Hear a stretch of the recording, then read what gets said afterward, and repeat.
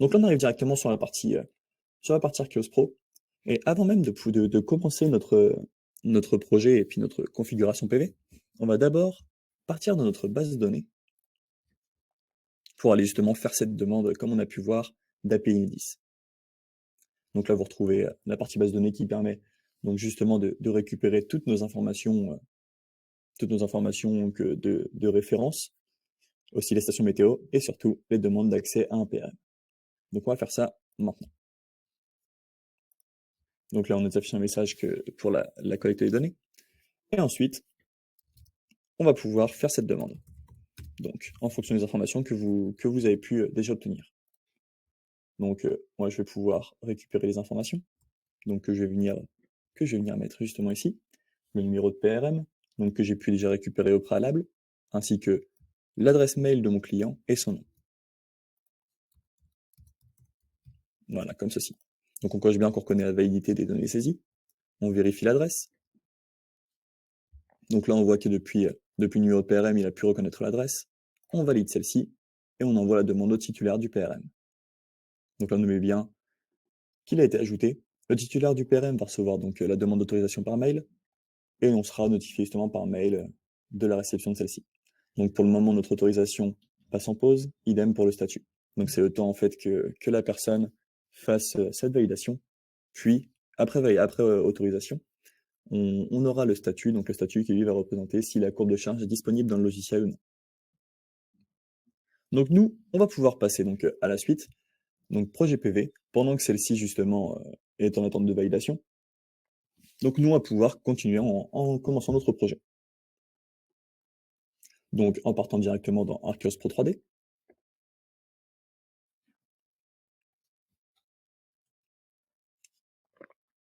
Ensuite, la partie donc localisation. On va pouvoir déjà mettre un nom à notre projet. Donc par exemple, webinar 1. Donc, vu on va pouvoir venir simuler deux projets, pour justement deux projets comparaison. Ensuite, l'adresse, donc le 71 rue, hop là, une petite faute, Laurent Moreno. Donc on va juste mettre le code postal pour préciser un peu plus l'adresse. Venir soit cliquer sur Entrée ou sur la loupe pour localiser, comme ceci. Donc nous, on va être un petit peu juste à côté. Donc les deux toitures plates qu'on retrouve ici, on va pouvoir relocaliser notre point et valider la localisation. Donc en validant celle-ci, on retrouve donc nos différentes courbes de charge. Donc par exemple, des données TMY, des données PVGIS. Donc là, par exemple, je vais me baser sur les données PVGIS, donc celle-ci. Et je vais pouvoir donc enchaîner en passant directement dans la partie module ondulaire, où là, on va pouvoir venir dessiner nos bâtiments. Donc à commencer par changer le fond de plan. Donc je vais passer de l'ESRI SAT sur un Google SAT ou un IGN SAT pour avoir les données un peu plus précises. Donc on va partir sur du Google SAT. Venir zoomer et venir dessiner mes bâtiments. Donc en toiture plate, je vais tracer donc déjà à commencer mon premier segment qui va être mon arête de référence. Donc je le dessine juste ici parce que ça va être ça qui va justement me servir de référence pour mon orientation de mes bâtiments, de mes modules. Donc là comme ceci, avec une hauteur, on va lui mettre une hauteur de 5 mètres, laisser la cratère comme ceci, juste augmenter notre largeur d'exclusion. Donc pour éviter justement ces acrotères-là, on va légèrement augmenter cette largeur d'exclusion-là. Donc je l'ai mis d'1 mètre, donc on peut la voir juste ici. Ensuite, on va dessiner la deuxième toiture, donc toiture plate, comme ceci.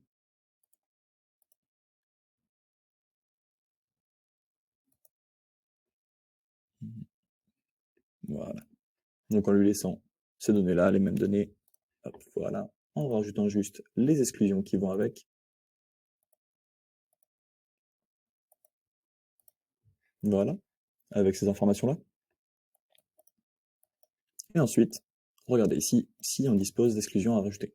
Donc là, on peut voir qu'il y en a une légère, on va juste l'ajouter juste ici, pour bien qu'elle soit prise en compte par le logiciel. Donc là, je la mets juste ici, je la mets pas derrière, parce qu'il y a déjà la largeur d'exclusion qui vient faire le travail. Et donc là, on va pouvoir continuer notre projet en ajoutant un champ PV sur ce bâtiment-là. Donc là, aujourd'hui, on va travailler sur le bâtiment de gauche. Donc en ajoutant un champ PV, en allant sélectionner une référence de module, Donc ici, par défaut, j'avais renseigné une référence favori, donc ça me donne du Voltex Solar. Je vais plutôt partir sur du Trina. On va prendre du Trina en 400. Donc on va prendre celle-ci, la référence TSM 400 DE 0908. La sélectionner, donc là il a essayé d'en poser le plus possible sur la toiture. Et ensuite, de venir brider cette installation. Donc par défaut, pour le moment, ce que je veux faire, c'est de mettre peu de modules, donc par exemple 2. 2 qu'on va venir placer, donc on va laisser juste ici, déjà qu'on a pu les déplacer avec la largeur d'exclusion. Venir leur donner donc quelques valeurs, donc par exemple, dans la partie géométrie, leur donner une inclinaison de 35 degrés. Une distance B, donc d'espacement entre les modules de 5 cm, qu'on retrouve juste ici. Une hauteur, donc pour légèrement augmenter la hauteur du panneau, donc on l'a mis à 20 cm de la toiture. Donc on va le laisser, on va pas mettre d'orientation, donc on a fait exprès justement de laisser cette arête de référence là pour qu'elle se base sur notre toiture, sur notre segment qu'on a ici. Et on pourra très bien calculer donc le statique pour justement juger d'un espacement. Mais ça on le fera juste après, quand on va justement revenir sur cette installation-là. Donc là on peut voir sur notre partie 3D qu'on a bien nos modules de posés, avec donc notre inclinaison et notre espacement. Et donc là, on peut sauvegarder le calpinage. Donc là, on peut voir qu'on arrive sur une configuration au niveau de l'onduleur de 2 modules. Donc on va pouvoir enchaîner, prendre un onduleur. Donc là, on va prendre un micro-onduleur, donc on va partir sur du AP System, ou plutôt du en phase. On va plutôt prendre du en phase et venir suggérer les onduleurs et configuration valide. Donc bien évidemment, si vous ne retrouvez pas l'onduleur que vous souhaitez, n'hésitez pas à passer en manuel. Donc là, on va prendre le premier, l'IQ8, le valider et le câbler. Donc là, comme ceci, on peut voir qu'ils ont bien été câblés en rouge et en noir juste ici. On va pouvoir, maintenant qu'on a pu choisir justement des micro-onduleurs, on va pouvoir passer à la partie paramètres. Justement, quand on utilise donc cette technologie de micro-onduleurs, vous disposez dans les parties paramètres d'Archelios de la possibilité d'utiliser les recommandations du fabricant donc ondulaire. Donc je vais pouvoir sélectionner utiliser les recommandations du fabricant ondulaire, mettre oui, mes paramètres vont directement changer, comme ceci. Donc mes paramètres vont directement changer. Et je vais augmenter donc mon paramètre de ventilation, donc la liberté donc, de ma face arrière.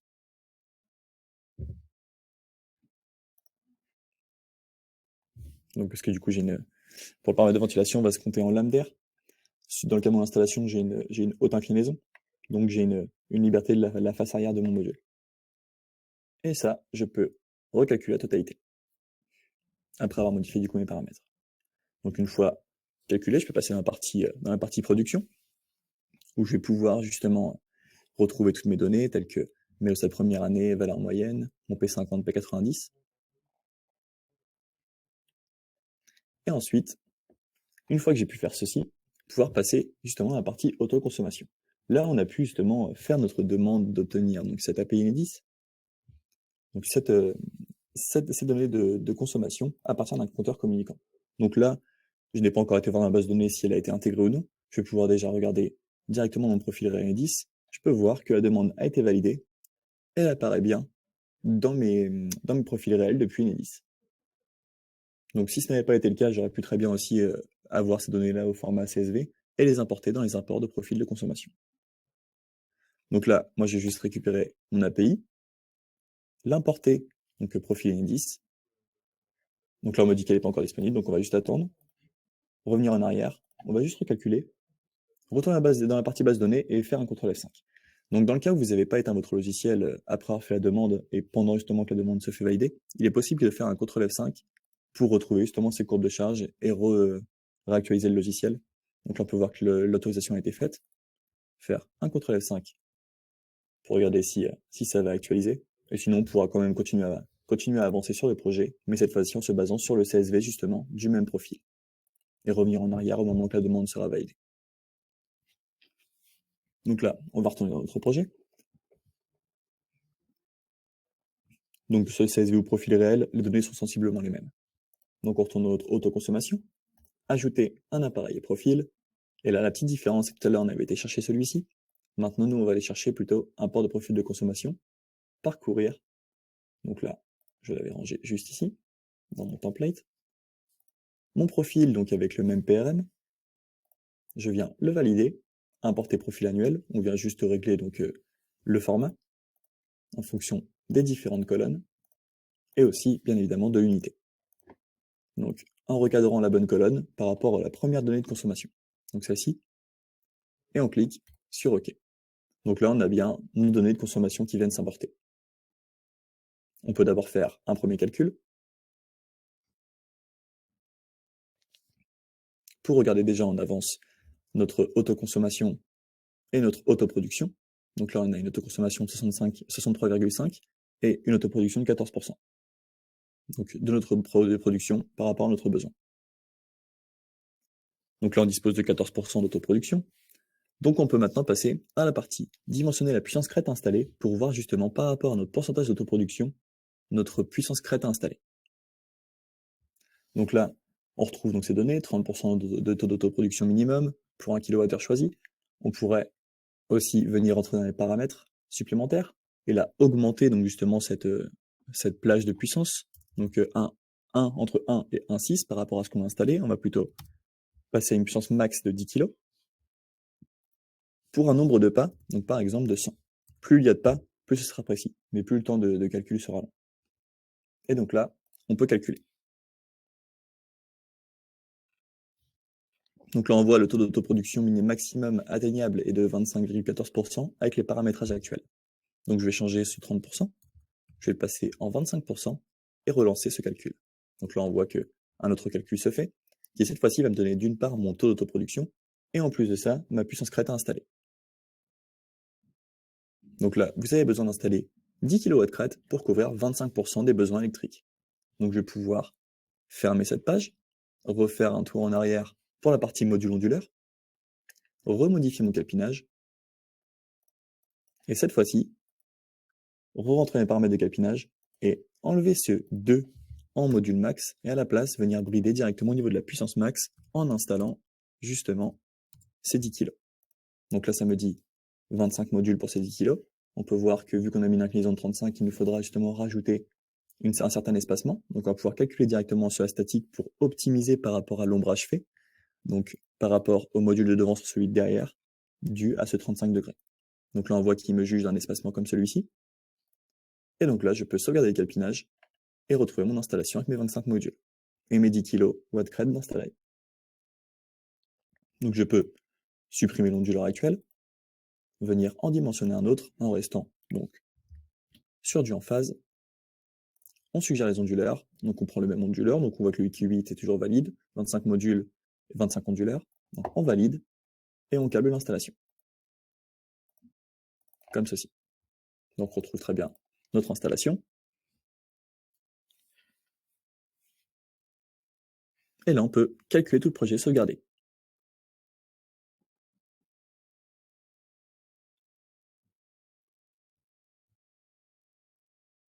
Donc une fois cette donnée de fait, on pourra retourner dans la partie autoconsommation et on retrouve bien notre 25% d'autoproduction voulue. On peut maintenant passer à la partie économie. Là, on va pouvoir rentrer donc justement des données. Donc à commencer par la monnaie, donc la monnaie qui va représenter donc notre devise. Donc on va laisser en euros. Ensuite le renouvellement onduleur, qui lui on va passer à 0, parce que nous on est sur des micro-onduleurs, donc garantie 25 ans. Ensuite la maintenance, donc on est sur une petite installation, donc on va pouvoir mettre ça par exemple à 0,2%, donc par an. Ensuite notre prêt bancaire qu'on va passer à 0, car du coup il est financé par les fonds propres. Notre investissement qu'on a laissé en 2 € par loi de crête, donc justement ici qui nous donnera ce 20 000 €. Les subventions, on est sur un projet donc inférieur à 9 kg. On va pas être inférieur à 9 kg, du coup on va être égal. Alors dans ce cas-là, on va pouvoir donc rajouter les subventions si nécessaire. Donc si bien évidemment le projet est possible. Donc là, rajouter les subventions donc 2 600 €.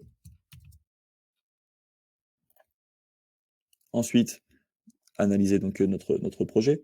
Donc on est sur un type de projet qui va disposer d'autoconsommation, mais bien évidemment aussi de revente, dû à la surplus de production. Alors dans ce cas-là, le type de projet, on va passer connecté à réseau à autoconso plus réseau et pouvoir justement afficher nos prix de vente et venir les modifier. Donc prix de vente et prix d'achat. Donc pour le prix de vente, on va passer de 0,4 à 0,1. Donc laisser cette évolution de prix comme ceci. Ensuite, le profil de prix d'achat, donc on va le passer. Donc on va pas venir le modifier directement depuis ici, on va venir ajouter un profil de prix horaire pour justement venir gérer nos périodes entre les périodes heures creuses et heures pleines. Donc pour ça, on va laisser comme ceci. On va cliquer sur ce plus d'utiliser un profil de prix horaire, utiliser un profil de tarif type, profil heure creuse, heure pleine, et modifier directement nos coûts depuis cet onglet. Donc à commencer par les heures creuses, qu'on va passer à 0,22, et les heures pleines à 0,28. Donc on pourra aussi très bien gérer les périodes, donc d'heure de début, d'heure de fin. Donc ça, on peut valider. On voit que ça se rentre automatiquement, donc là on fait une moyenne donc à 0,25. Et on lance le calcul, et ensuite on pourra analyser justement tout ça. Et donc là on obtient directement toutes nos données donc économiques. On pourra très bien du coup maintenant utiliser donc à la suite de ça notre optimisation de l'autoconsommation, qu'on a juste ici, qui est venu s'afficher du coup en rajoutant cette autoconso plus réseau. Donc là, l'idée, ça va être de chercher l'optimisation de l'autoconsommation, donc c'est-à-dire le taux d'autoconsommation permettant les meilleurs revenus. Donc là, on va pouvoir venir ouvrir ces paramètres avancés. Donc on va retrouver les plages de puissance en kilowatts crête. Donc là, on était à 5, on pourrait très bien se mettre à 3, avec un max à 20 kg. Donc là, hop, on va juste remodifier ceci. Voilà. On retrouve donc notre nombre de packs qu'on avait pu voir tout à l'heure. Et donc en gérant donc, nos différentes périodes, donc c'est-à-dire les années, on va pouvoir justement actualiser ces courbes et voir les petites modifications. Donc là, on est sur un taux d'autoconsommation très faible, donc le maximal est atteignable par une puissance de 5 kg. Donc là, si on modifie, hop, de 6,4 kg, pardon. Donc là, on pourra passer à la troisième année. Donc là, on voit directement toute cette courbe montante descendante.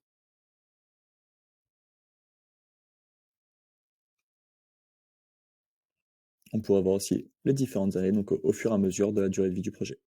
Donc avec les autoconsommations en année 3 et ainsi de suite. Donc possibilité d'ajouter aussi plusieurs années pour venir justement faire cette comparaison au fur et à mesure des ans. Et on obtient notre puissance mini, notre puissance maxi, donc ce 3 kg et ce 12,63 kg, pour un gain maximal sur durée d'observation de donc à 6,40 kW crête pour 3362 €.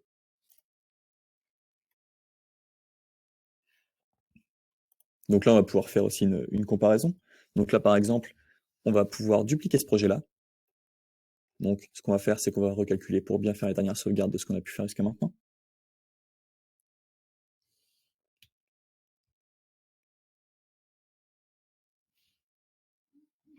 Et ensuite, repartir sur la partie projet PV. Donc je vais refaire juste un CTRL F5 pour actualiser la demande si elle a pu être faite entre-temps. Donc repartir sur le projet PV, retrouver notre projet webinaire juste ici en tête de liste, venir le dupliquer.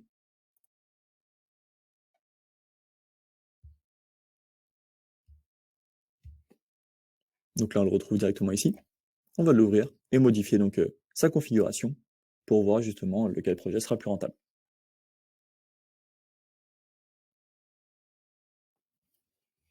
Là, comme ceci. Donc là, on peut actualiser cela. Repartir directement dans la partie module ondulaire. Et cette fois-ci, venir réduire la taille du projet. Donc on va d'abord supprimer les onduleurs. Ensuite, modifier le calpinage.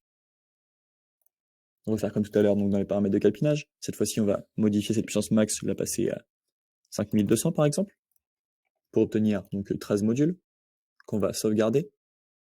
Même étape que tout à l'heure, aller rechercher un onduleur. Donc on va repartir sur du en phase. Suggérer onduleur et configuration valide. Et donc là, récupérer donc, notre module et notre onduleur. Donc on valide et on câble.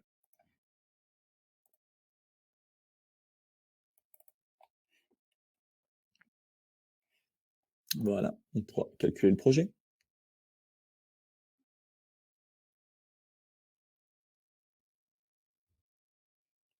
Repartir dans la partie économie. Donc là, me mettre à jour, si nécessaire, l'analyse économique. Donc l'investissement total ici, on va rester sur un 2 € par watt crête. Le valider, donc on a un investissement de 10 400. Les subventions vont être plus basses, donc à 832 €. Laisser donc le reste. Et là, on va pouvoir valider. Donc là, on retrouve toutes nos données. Donc là, on peut voir que le temps de retour est actualisé. Donc dans cette configuration-là, donc le coût de revient ainsi que le temps de retour donc est plus faible et donc meilleur pour le projet, donc 5200 kW crête, car dans cette configuration-là, l'autoconsommation est plus intéressante que la revente.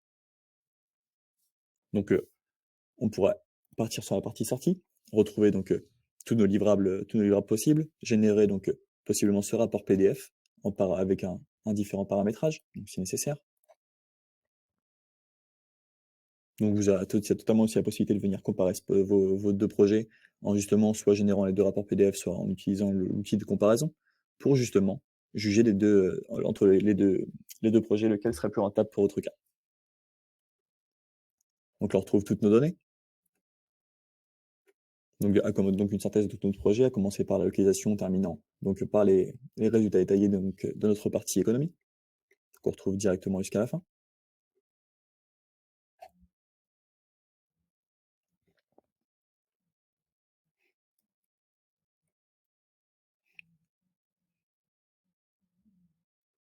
Pour retrouver justement nos résultats détaillés et obtenir une comparaison réelle entre nos deux cas pour juger justement notre autoconsommation, lequel serait plus rentable en dépendant de la taille justement du projet. Donc là, on s'était basé sur justement l'autoconsommation à partir donc d'un fichier CSV venant donc d'un compteur communicant. Donc là, on pourra très bien retourner en arrière et essayer de voir si on dispose maintenant de cette courbe de charge. Donc là, elle n'est pas encore disponible. Donc on va très bien rester sur celui-ci. Donc là, vous pouvez voir donc, les deux cas. Donc là, cette courbe de charge n'a pas pu être disponible pour cette présentation-là. Mais sinon, sur le principe, si vous avez donc les données de consommation comme j'ai pu faire à partir d'un CSV, les résultats donc, vont être potentiellement identiques. Ça pourra se jouer à quelques millièmes qui n'impacteront pas forcément grandement votre installation. Donc tant que vous disposez de consommation comme celle-ci, donc bien sûr, vous pourrez totalement aussi le faire à partir d'une facture en gérant vos profils moyens. Mais le plus simple reste quand même le plus simple et le plus précis. L'import soit de profil de consommation à partir de données réelles, ou soit l'import de profil réel depuis Enedis. Donc cet import de profil réel depuis Enedis, le temps d'attente peut dépendre. Donc ça peut dépendre de la réactivité de votre client, de la disponibilité des courbes de charge. Donc il faut bien évidemment avoir des données. Sinon, vous ne pourrez pas justement venir les importer. Donc là, dans notre cas, c'est plus une question de réactivité. Donc ils arriveront, mais dans les quelques minutes. Donc conclusion pour répondre à la question principale dans l'introduction, donc de l'autoconsommation est-elle intéressante? Donc l'intérêt, comment dire? Donc la question en introduction était que l'autoconsommation, donc oui, elle est intéressante, mais principalement donc là, pour répondre à ça, c'est principalement jusqu'à un certain seuil. Donc les fonctionnalités Arcos Pro, eux, permettent justement de calculer les installations optimales pour des opérations rentables. Donc ça peut être à partir donc de l'autoconsommation, en jugeant d'un besoin. Donc principalement en inversant certaines étapes, ne pas utiliser l'habitude classique de commencer par dimensionner votre projet pour ensuite optimiser votre autoconsommation. Vous pouvez très bien commencer directement par optimiser votre puissance crête à installer avant de passer justement à la suite, pour justement partir sur une bonne base. Donc comme ceci. Donc on pourra justement commencer par poser donc des panneaux, même si on sait que ça va pas être notre installation finale, pour ensuite justement dimensionner notre puissance crête installée et refaire juste un retour rapide en arrière pour installer notre taux d'autoproduction minimum voulu, donc notre puissance crête installée, pour ensuite pouvoir enchaîner avec notre partie autoconsommation, notre partie économie, et optimiser cette fois-ci donc l'autoconsommation sur la durée de vie du projet.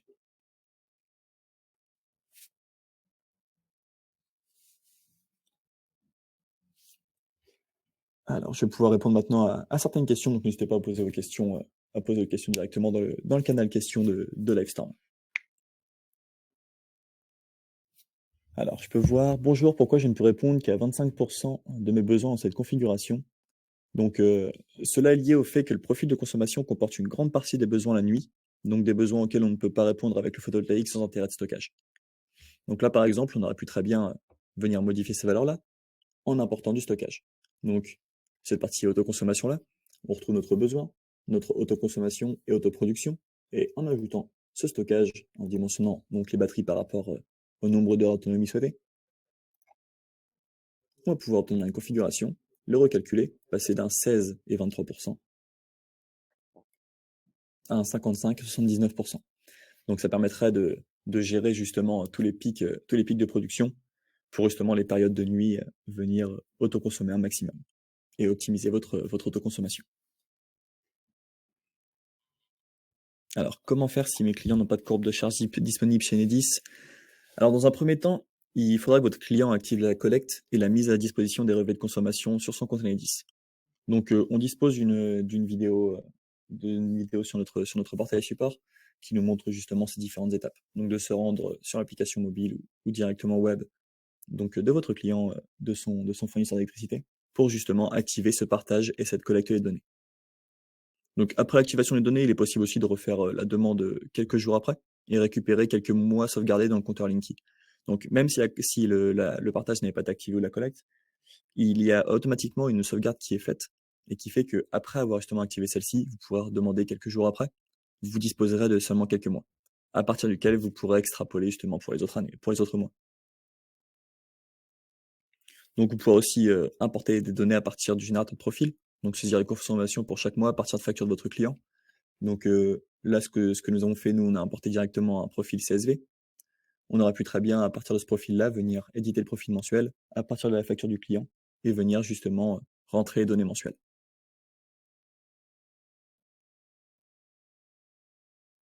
Donc là, j'ai eu une question donc, au tout début qui était de savoir si on pouvait importer un profil de consommation fourni par les fournisseurs, d'énergie, donc tels que EDF, Engie, Total.